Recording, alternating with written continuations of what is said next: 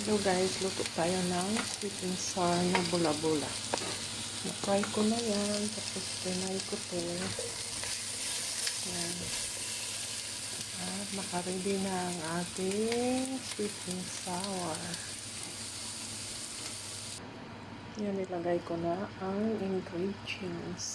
Pakuluan muna natin. At parang sticky-sticky na, yan na natin ilagay ang ating bula-bula.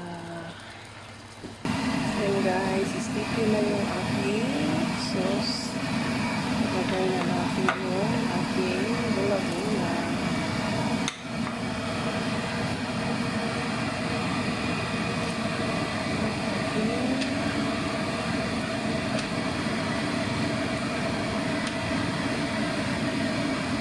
Ayan, ang sarap yan guys.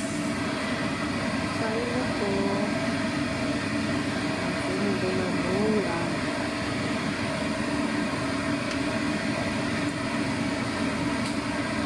Paalahin ko lang yung sauce.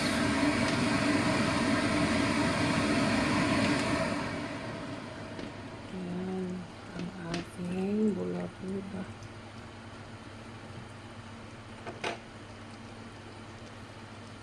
Thank you for watching. Have a nice day. Happy eating. Bye.